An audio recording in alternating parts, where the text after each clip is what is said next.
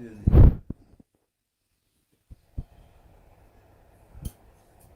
किसी भी विषय को यदि हम वाच्य रूप से बोलते हैं तो वाच्य रूप इसलिए बोलते हैं कि वो अभी तक अभिज्ञात था और उसको विज्ञान बना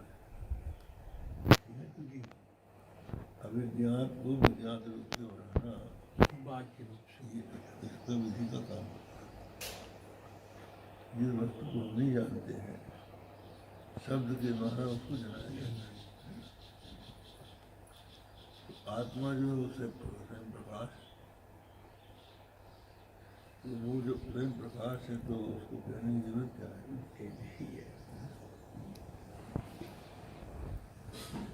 इसलिए निरर्थक है ये पूर्वक्ष कहा। तो बोलते हैं कि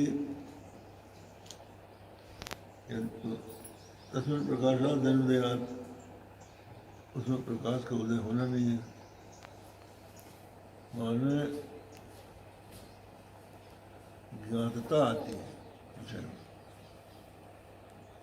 जब किसी विषय को हम कहते हैं वो पहले अज्ञात रहता है और जब हम उसका कथन करते हैं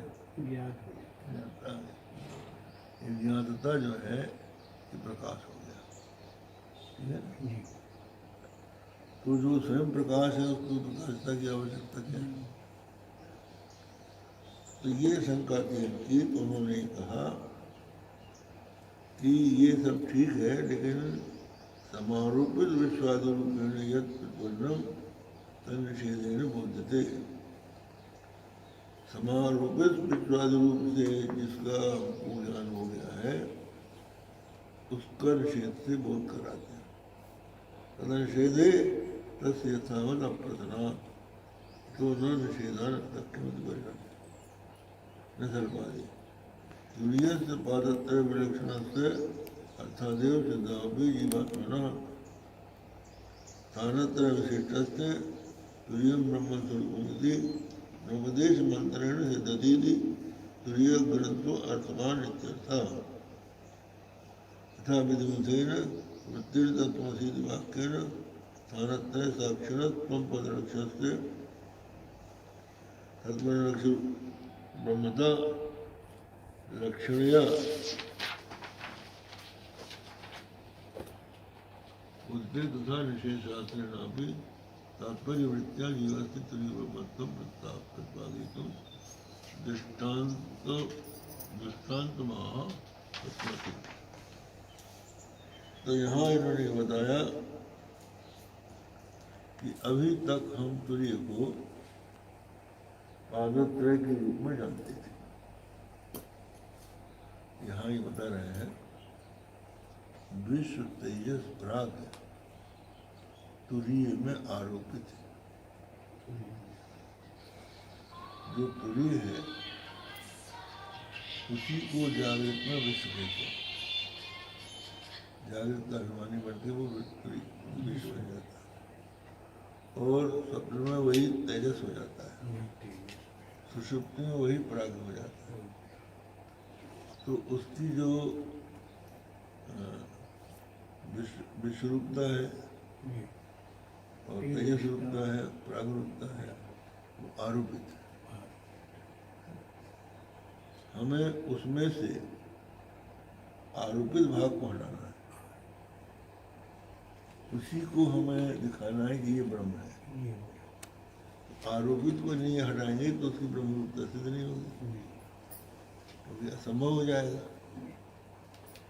जैसे तत्त्वमसि वाक्य तत्त्वमसि बात कह दिया ना, तो तत्त्वम असि, तत्पदार्थ त्वम पदार्थ और असि। तो तत्पदार्थ क्या है? ब्रह्म है। त्वम पदार्थ है जीव, असि दोनों की एकता। तो तत्पदार्थ का जो प्रवृत्ति निमित्तक है सर्वज्ञ सर्वशक्तिमत्व है, वह तू है। हिंदी में हम कहेंगे वह कौन? जो सर्वज्ञ सर्वशक्तिमान है, जगत का उत्पादक पालन संहारक है, ये तत्पतु का जो देहेंद्रीय नायक अल्पज्ञ है, शक्तिमान है, दोनों में एकता कैसे हो सकती है? एक दोनों परस्पर बहुत बड़ा अंतर है। तो कहना होगा कि एक ही चैतन्य है जिसमें माया के कारण सर्वज्ञता और अल्पज्ञता प्रतीत हो रही है, तो उसी चैतन्य में अविद्या के कारण अल्पज्ञता अल्पज्ञता प्रतीत हो रही है ना। जी तो उसमें जो प्रतीति हो रही है, आरोप हो रहा है, उस माया और अविद्या के आरोप को अगर हम अलग नहीं करेंगे तो दोनों की एकता बनेगी नहीं, नहीं ठीक है ना। आरोप जब अलग कर देंगे तभी एकता बनेगा, नहीं तो संभव होगा। इसलिए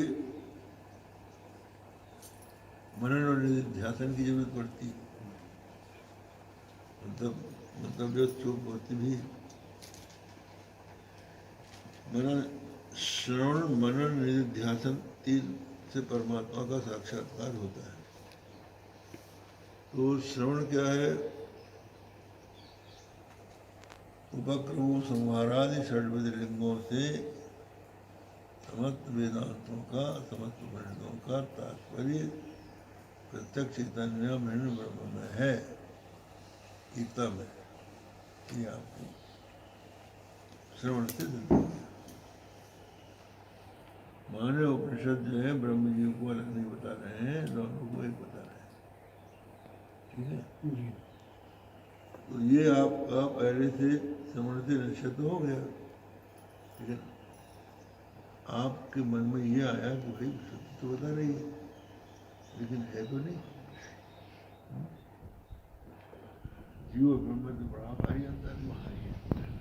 वो तो अनंत ब्रह्मांड बना देता तो मक्खी भी नहीं बना सकती, दोनों एक हो रहे हैं। तो ये जो एक तो होता प्रमाणगत संशय, अब हम प्रमेयगत संशय होता। प्रमेयगत संशय की निवृत्ति तब होगी जब आरोपित को हम हटा देंगे।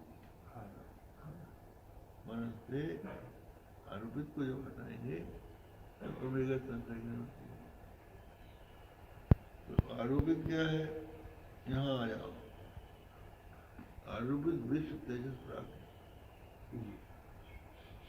विश्व तेजस प्राग जो है सूर्य में आरोपित है। क्यों? अन्वय व्यतिरेक, अन्वय व्यतिरेक ये है कि विश्व तेजस प्राप्त है, तो विश्व जो है वो तेजस में नहीं। जब जागृत का अभिमानी होता है आत्मा, जब स्वप्न विश्व कहलाता है, आत्मा ही है। आत्मा ही विश्व बन गया जागृत का अभिमान लेके, और स्वप्न में जाके वही तेजस हो गया।